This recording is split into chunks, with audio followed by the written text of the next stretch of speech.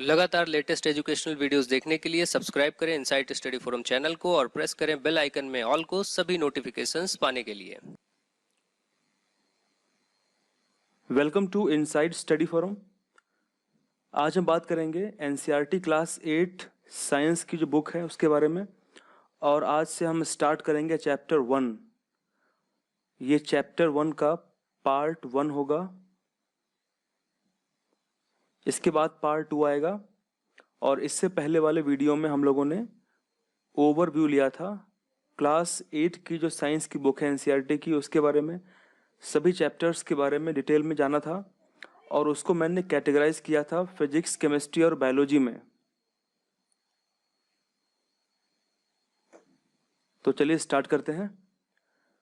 What you have learned, आप लोगों ने इससे पहली वाली क्लासेस में क्या सीखा, यानी क्लास 7 में आपने क्या सीखा।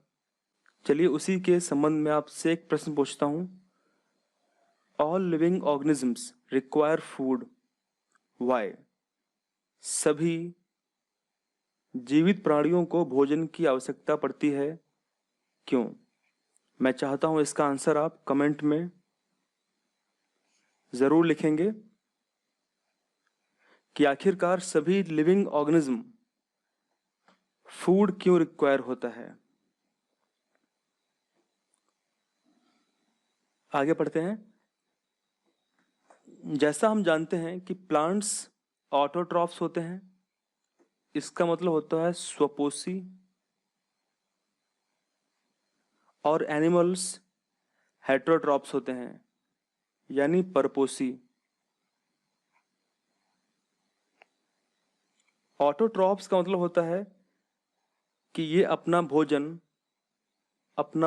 खुद पकाते हैं, स्वयं प्रोड्यूस करते हैं। लेकिन जो परपोषी होते हैं, हेटेरोट्रॉप्स, वो अपना भोजन स्वयं नहीं पका सकते। वे किसी न किसी के ऊपर डिपेंड रहते हैं, चाहे वो प्लांट हो या फिर वो एनिमल हो।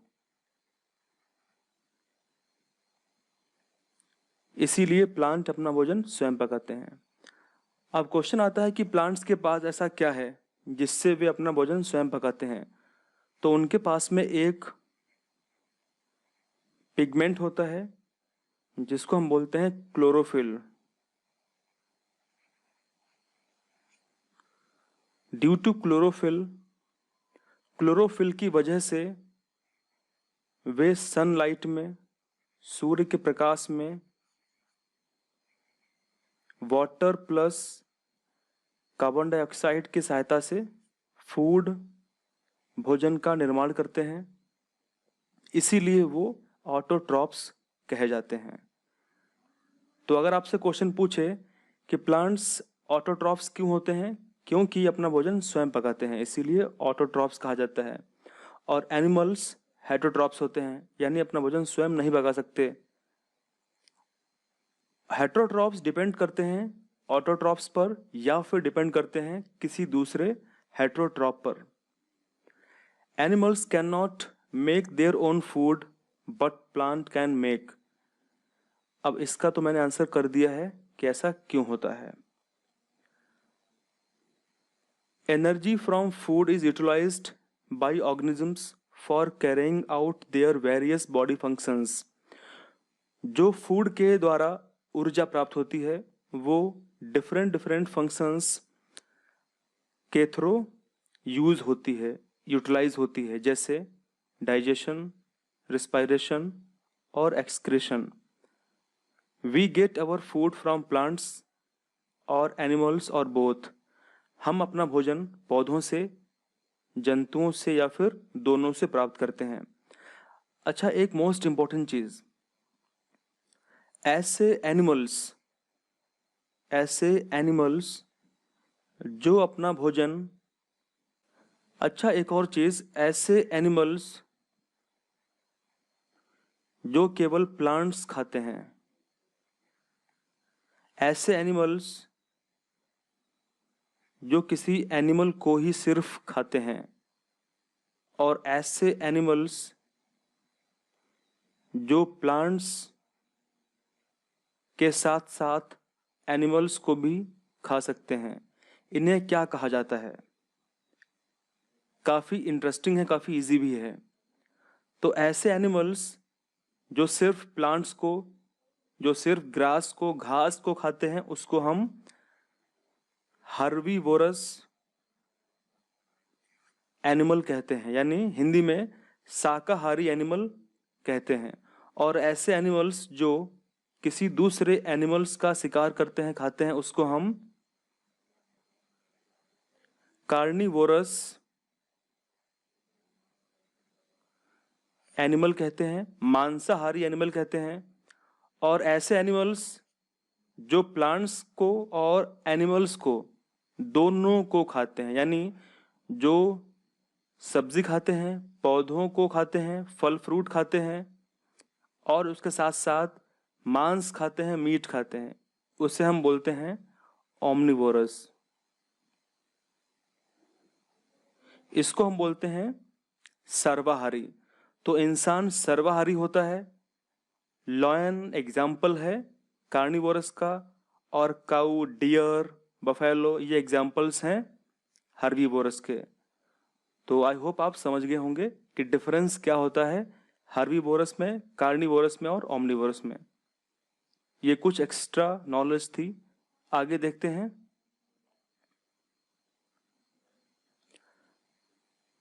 एनसीईआरटी की बुक्स में काफी इंटरेस्टिंग रहता है बूझो और पहेली। बूझो कुछ क्वेश्चन पूछता है और पहेली उसका आंसर करती है।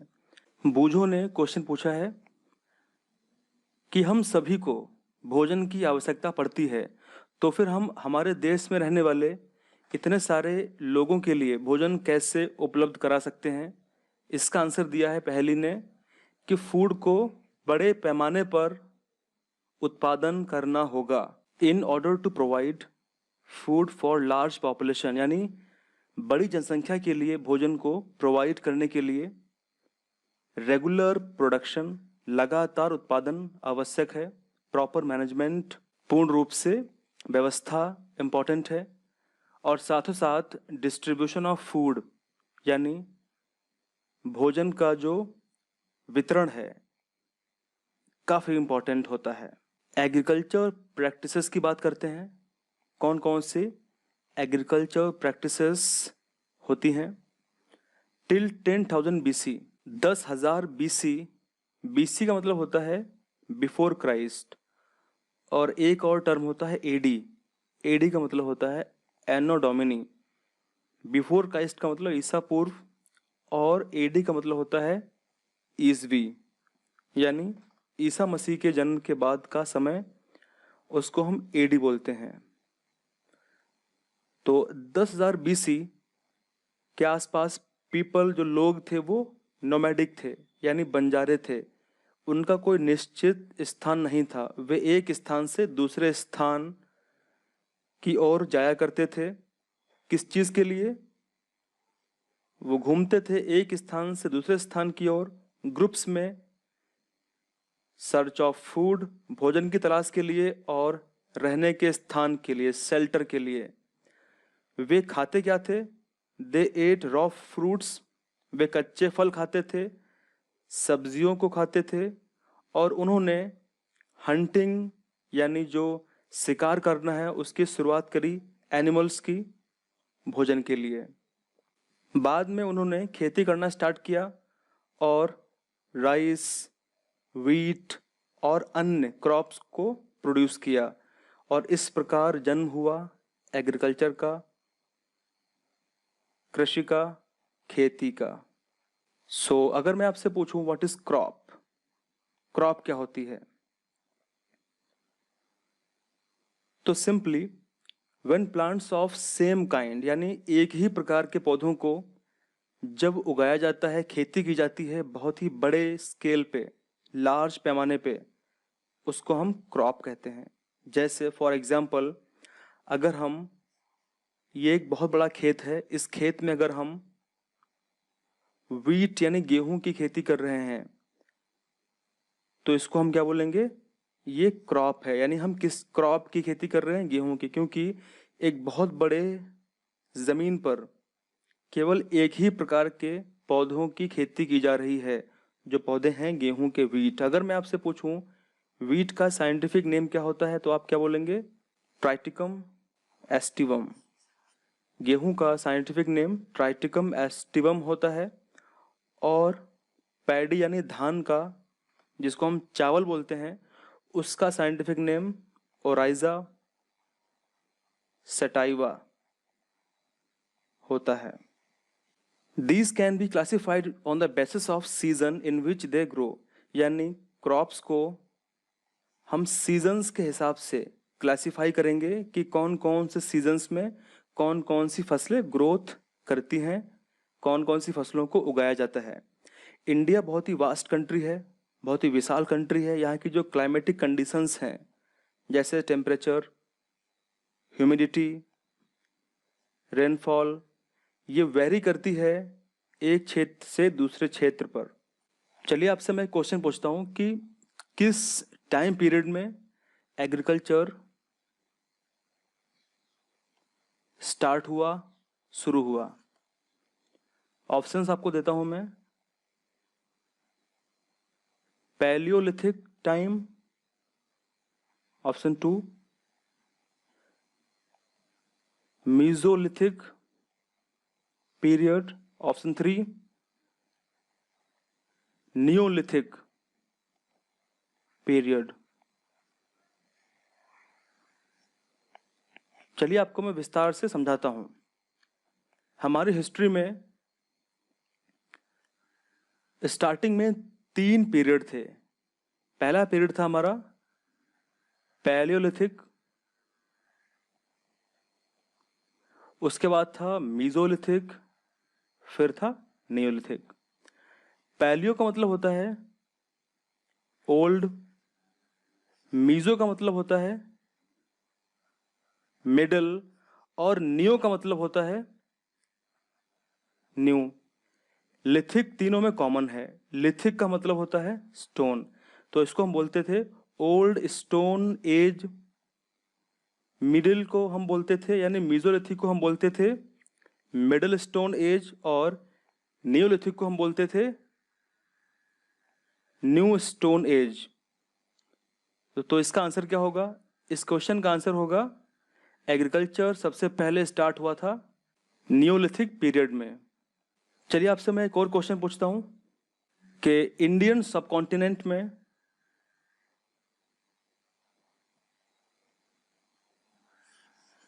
भारत उपमहाद्वीप में सबसे पहले एग्रीकल्चर के जो एविडेंसेस मिलते हैं, प्रमाण मिलते हैं, वो कहां से मिलते हैं? तो इसका आंसर होगा मेहरगढ़। मेहरगढ़ से भारत में, यानी भारत उपमहाद्वीप में सबसे पहले खेती के प्रमाण मिलते हैं। आज ये मेहरगढ़ कहाँ पे है? आज ये पाकिस्तान में है। चलिए आगे देखते हैं। Despite this diversity, 2 broad cropping patterns can be identified. इतनी डाइवर्सिटी के बावजूद भी 2 जो मुख्य बड़ी क्रॉपिंग पैटर्न हैं, उनको आइडेंटिफाई किया गया है। वो इस प्रकार हैं। पहली है खरीफ क्रॉप, दूसरी है रबी क्रॉप। खरीफ क्रॉप, रबी क्रॉप। खरीफ और रबी क्रॉप के बीच की जो क्रॉप है उसको हम बोलते हैं जायद, जायद क्रॉप। ये आपकी एनसीईआरटी में नहीं दी हुई है। जायद क्रॉप के बारे में हम बात करेंगे। तो सबसे पहले हम बात करते हैं खरीफ क्रॉप। देखिए, जो खरीफ क्रॉप और रबी क्रॉप है, ये जो वर्ड खरीफ है और रबी वर्ड है, इनकी ओरिजिन है अरेबिक लैंग्वेज से। ये अरेबिक वर्ड हैं, खरीफ और रबी। सबसे पहले हम बात करते हैं खरीफ क्रॉप के बारे में। The crop which are sown in the rainy season are called kharif crop. यानी ऐसी क्रॉप जिसको हम बरसात वाले सीजन में, मौसम में बोते हैं, उसको हम खरीफ क्रॉप कहते हैं। The rainy season in India generally begins from June to September. यानी भारत में जो बरसात का मौसम है वो स्टार्ट होता है जून से सितंबर तक। कौन कौन सी फसलें इसमें आती हैं? सबसे प्रमुख फसल है धान, मक्का है, सोयाबीन है, मूंगफली है, कॉटन है। ये सभी खरीफ क्रॉप के एग्जाम्पल्स हैं।